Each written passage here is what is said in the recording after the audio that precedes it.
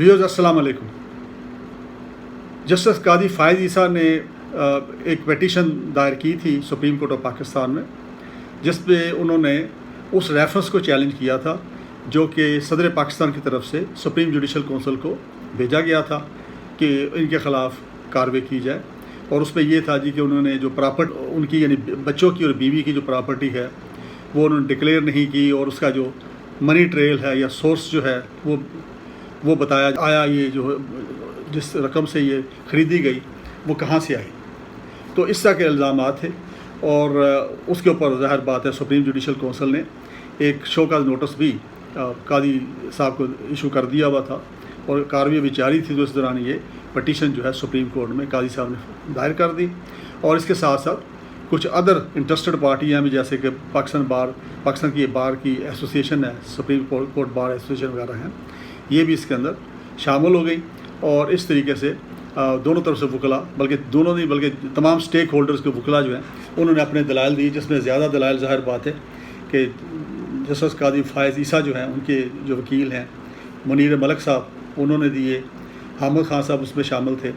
और इसके साथ साथ जो गवर्नमेंट की तरफ से जो मेन जो कौंसल थे वो बैरिस्टर फ़रोग नसीम उसमें थे। तो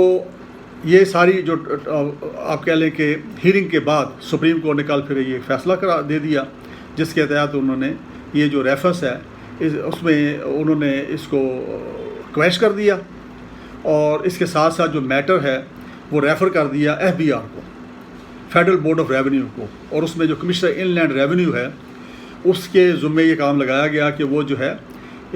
इस फैसले के 7 दिन के अंदर अंदर एक नोटिस इनकी फैमिली को दे। जस्टिस कादी फ़ायज़ ईसा साहब की जो बेगम साहबा हैं, उनके बच्चे हैं जिनके नाम वो प्रॉपर्टी है लंदन वाली या दीगर जो प्रॉपर्टी इन क्वेश्चन है, उसके ऊपर वो उनको नोटिस दें, और उसके बाद फिर वो उसका जवाब दें, और जवाब के बाद फिर 60 दिन के अंदर अंदर वो as per income tax law जो है,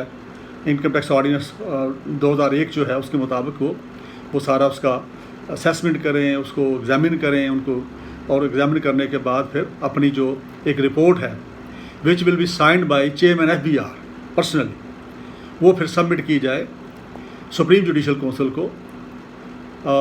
जो कि तकरीबन 75 दिन के बाद वो सबमिट होगी। और उसके बाद फिर supreme judicial council will be eight liberty कि वो उसकी रिपोर्ट की बेस पे एक एग्ज़ामिन करे, और अगर चाहे तो उसके ऊपर वो फर्दर प्रोसीडिंग जो एक जज के ख़िलाफ़ हो सकती है, अगर वो महसूस करे कि इसके अंदर ऐसा मवाद है या जो मिला है जिसके ऊपर फर्दर कार्रवाई की जा सकती है सुप्रीम जुडिशल कौंसिल के जुरिस्डिक्शन के अंदर, तो वो उसको करें। तो ये इसका एक शार्ट सा एक्शन एक ब्रीफ सा मैंने बयान कर दिया। अब इसके ऊपर इनिशियल जो रिएक्शन आया, जो कि जस्टिस कादी फ़ायज़ ईसा साहब जो हैं उनके जो वकला की तरफ से था, वो इसको बड़ी अपनी फतह उन्होंने करार दिया, और आपने देखा कि काफ़ी जुबिलेशन था, कल काफ़ी इसके ऊपर वो लोग कर रहे थे। अच्छा, उसी दिन कल ही कोई शाम को मुझे एक फिर TV चैनल है उनके एक एंकर ने मुझे फ़ोन किया, और उन्होंने मेरी ओपिनियन उसके ऊपर चाही। तो मैंने उनको कहा कि ये तो मेरा ख्याल है कि ज़्यादा फतह मुझे गवर्नमेंट की लग रही है, इसमें जैसे कादी फ़ायज़ ईसा साहब की का फ़िलहाल जो है वो उनके ऊपर प्रॉब्लम जो है वो ख़त्म हो गया, लेकिन इन द लॉन्ग रन अगर मैं देखूँ एज ए लॉ स्टूडेंट, तो ये तो एक लिहाज से एक फर्दर एक प्रोसेस चल पड़ा है, और वो जो प्रोसेस जो है वो है भी एक रेलिवेंट फोरम की तरफ से। तो ये तो एक मेरा ख्याल तो ये कि ये गवर्नमेंट को इसमें ज़्यादा एज है इसके अंदर। उसके ऊपर एक एंकर जो साहब जो थे, जो मैं नाम नहीं लेना चाह रहा TV चैनल के, वो काफ़ी हैरान हुए, कहने लगे भी बाकी सीधे वकला बहुत सारे पुराने वकला जो ये कह रहे हैं और आप ये कह रहे हैं। मैंने कहा ये सारे की अपनी ओपिनियन होती है, लेकिन अल्टीमेटली फिर ये हुआ कि मैंने बाद में फिर सुना कि बाकी भी कुछ और वकला भी जो है सीनियर वकला है, उन्होंने मेरी राय के साथ ही इत्तफाक किया है, और उनकी राय भी तकरीबन मिलती जुलती है इसी तरह की। अब इसमें हुआ क्या है? हुआ ये है कि जो सबसे पहले जो बेंच ने, जो मैं समझाऊँ इसके फैसले के नज़र को देखते हुए, कि जो बेंच है या ऑनरेबल जजेस हैं ऑफ सुप्रीम कोर्ट जिन्होंने इसकी हीयरिंग की है, उन्होंने इसको बड़ा सीरियसली नोट लिया है कि भाई एक सिटिंग जज के ख़िलाफ़ एक खुफिया तरीके से डिटेल इकट्ठी की जाती रही उसकी प्रॉपर्टी के बारे में, उसके बाकी चीज़ों के बारे में, जिसको सुप्रीम कोर्ट जो है उसकी एक इंडिपेंडेंस है, जुडिशरी की एक इंडिपेंडेंस है, और ज़ाहिर बात है कि या इंफॉर्मेशन गैदर करनी शुरू कर दें अनऑथराइज तरीके से, تو وہ پھر ظاہر بات ہے جو جوڈیشری کی انڈیپینڈنس اس پہ ایک اثر آتا ہے، اور اس میں کوئی شک نہیں ہے. پھر جج جو ہے وہ جب فیصلے کریں گے بیٹھ کے تو وہ گھبرائیں گے. ایسے جو گورنمنٹ کے ادارے ہیں کہ جن کے بارے میں اگر کوئی کیس ان کے پاس آتا ہے تو وہ پھر ظاہر بات ہے ان کی وہ انڈیپینڈنس جو ہے اس کے اوپر اثر آئے گا. تو ایک چیز تو یہ نوٹ کی گئی، اور ایک وجہ یہ بنی کہ وہ جتنی بھی انفارمیشن گیدر کی گئی، آپ نے دیکھا کہ ٹرائل کے دوران، جو ٹرائل تو نہیں کہیں گے، ہیرنگ کے دوران ججز کے جو مختلف جو آبزرویشنز آتی رہی، سوالات آتے رہے، ریمارکس آتے رہے، اس میں یہی تھا کہ بھی کس نے آتھورائز کیا تھا یہ انفارمیشن کلیکٹ کرنے کی، اور کہاں سے کی، کیسے کی، کون ہے بندہ وہ لائن سامنے نا. تو یہ ایک جو ریفرنس ہے اس کے کویش ہونے کی ایک وجہ یہ ہے کہ انڈیپینڈنٹ جوڈیشری جو ہے یہ فیصلہ بڑا بیلنس فیصلہ آیا. میں سمجھتا بڑا وزڈم سے بھرپور یہ فیصلہ ہے کہ جس کے اندر جو جوڈیشری کا وہ مقام ہے، اسٹیٹس ہے، اس کو بھی مینٹین کیا گیا، اور ایسی تمام کارروائی جس کی بیس وہ تھی اس کو انہوں نے کویش کر دیا اور ختم کر دیا. اور اس کے ساتھ ساتھ پھر یہ تھا کہ آپ اس وقت پھر یہ بات چلی، جیسے کہ بعد میں پھر ابھی فیصلہ بھی آ گیا کہ ایک ریلیونٹ فورم موجود ہے، ایف بی آر موجود ہے، تو یا تو وہ کلیکٹ کرے، وہ ٹیکس لا کے تحت کارروائی کر سکتا ہے. اگر کوئی انڈیپینڈنٹ جو گھر کے ممبرز ہیں کسی بھی جج، آنریبل جج کے، اور وہ اگر ڈیپینڈنٹ نہیں ہیں تو ان کے بارے میں کوئی بھی ایسا ایشو ہے تو وہ ظاہر بات ہے وہ ٹیکس ریٹرن جمع کرواتے ہیں، تو اس کے اوپر آبجیکشن بھی ہو سکتے ہیں، فردر کلیریفیکیشن بھی مانگی جا سکتی ہے. تو ایک اس اینگل سے تو یہ کیا گیا. اور گورنمنٹ کی طرف سے یہ ہے کہ گورنمنٹ نے میرا خیال ہے اس فیصلہ اس سے اب گائیڈنس ملے گی گورنمنٹ کو، اور جو نیکسٹ جو پروسیڈنگ ہوگی سرٹنلی جو ایف بی آر کرے گا، ایف بی آر جو گورنمنٹ کا ادارہ ہی ہے، تو وہی سارے پوائنٹس کو اب ذہن میں رکھے گا. اچھا، اب دوسری طرف یہ ہوا کہ چونکہ ایک چیز سامنے آئی ہے جس میں منی ٹریل کا ذکر آیا ہے، جب جج کی پوزیشن تو زیادہ ولنریبل ہے، زیادہ اس پہ ٹرانسپیریسی زیادہ، اس کو آپ کہہ لیں کہ اب ابو آل ہونا چاہیے نا جج کو، چونکہ ظاہر جج کی حیثیت ایک ایسی ہے جس سے انصاف کرنا ہے سب کے ساتھ، تو اس کے اوپر تو کوئی سوال ہونا ہی نہیں چاہیے نا. وہ جج صاحب ایسی شخصیت ہونی چاہیے کہ جس کے اوپر کوئی سوال نہ کر سکے. تو ان کا جو منی ٹریل جو ہے، یہی آپ نے دیکھا کہ یہ جو فروغ نسیم ہے کونسل فار دی گورنمنٹ، وہ اس کے اوپر زور دیتے رہے کافی، اور انہوں نے یہ کہا بھی کہ ٹھیک ہے جی، اگر یہ منی ٹریل دے دے تو بات ہی ختم ہو جاتی. اس دوران پھر آپ نے دیکھا کہ جسٹس قاضی فائز صاحب کی جو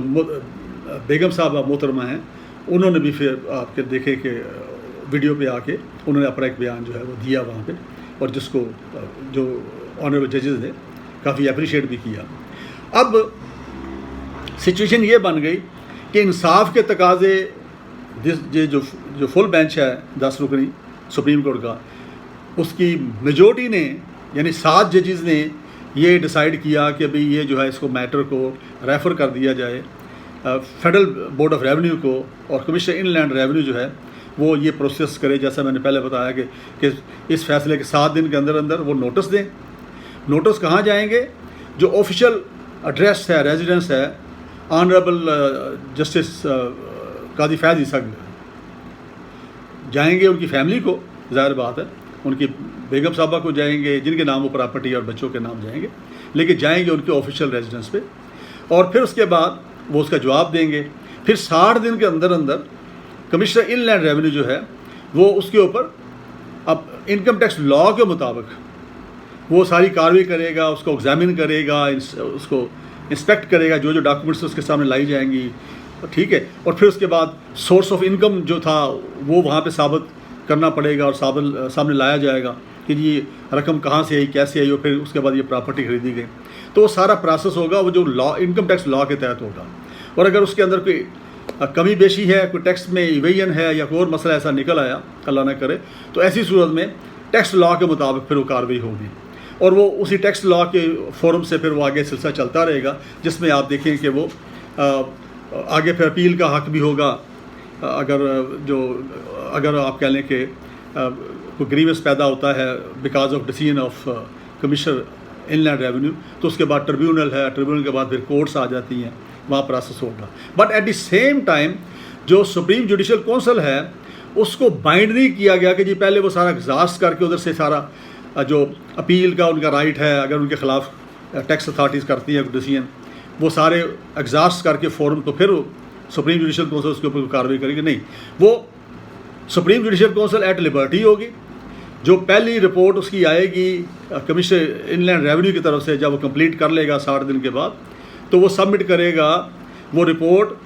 جس کے اوپر سائن کریں گے چیئرمین FBR پرسنلی، اور وہ پھر سبمٹ کریں گے سپریم جوڈیشل کونسل کو through secretary supreme judicial council. اس کے بعد پھر سپریم جوڈیشل کونسل اس کا جائزہ لے گی، اور جائزہ لینے کے بعد اگر وہ محسوس کرے کہ جس میں جج صاحب کی کوئی کوشچن آ جاتا ہے، ان کا کوئی مس کنڈکٹ کا آ جاتا ہے، کوئی اور بات ایسی آ جاتی ہے جس میں جج صاحب جو ہے ان سے پوچھا جائے، تو ایسی صورت میں پھر سپریم جوڈیشل کونسل جو ہے وہ ان کے خلاف پروسیڈنگ جو ہے یا فردر تحقیقات کا فیصلہ کر سکتی ہے، اور پھر ایز پر کانسٹیٹیوشن جو سپریم جوڈیشل کا اختیار ہے وہ اس کو استعمال کرے گی۔ تو ان کو نہ تو پابند کیا گیا، نہ ہی ان کے اوپر یہ پابندی لگائی گئی کہ بھی وہ یعنی فوراً جلدی میکسیمم 75 ڈیز کے اندر یہ سارا پروسیس ہو کے سپریم جوڈیشل کونسل کے کورٹ میں بال آ جائے گا، اور پھر آنریبل ججز جو آپ کو پتہ ہے سپریم جوڈیشل کونسل جو ہے اس کے اندر 5 جج ہوتے ہیں۔ میں تھوڑا سا آپ کو یہ بھی بتا دوں کہ اس کی حیثیت کیا ہے۔ اس میں 3 جج ہوتے ہیں سپریم کورٹ سے، یعنی چیف جسٹس آف پاکستان، وہ اس کے ممبر بھی ہوتے ہیں سپریم جوڈیشل کونسل کے، اور اس کے چیئرمین بھی ہیں۔ اس کے بعد 2 سینئر موسٹ ججز آف سپریم کورٹ اس کے ممبر ہوتے ہیں۔ پھر اس کے بعد 2 chief justice of the high courts, Pakistan کے میں اس وقت 5 ہائی کورٹس ہیں، ان 5 ہائی کورٹس میں سے جو سینئر موسٹ 2 جج چیف جسٹس ہوں گے ہائی کورٹوں کے، باقی چیف جسٹس سے جو سینئر ہوں گے بائی سینیارٹی، وہ اس کے ممبر ہوتے ہیں۔ تو یہ 5 جج جو ہیں بڑا اپیکس آپ کہہ لیں فورم ہے کہ 3 چیف جسٹس بیٹھے ہیں، یعنی ایک چیف جسٹس آف پاکستان بیٹھے ہیں، اور 2 ہائی کورٹوں کے چیف جسٹس بیٹھے ہیں،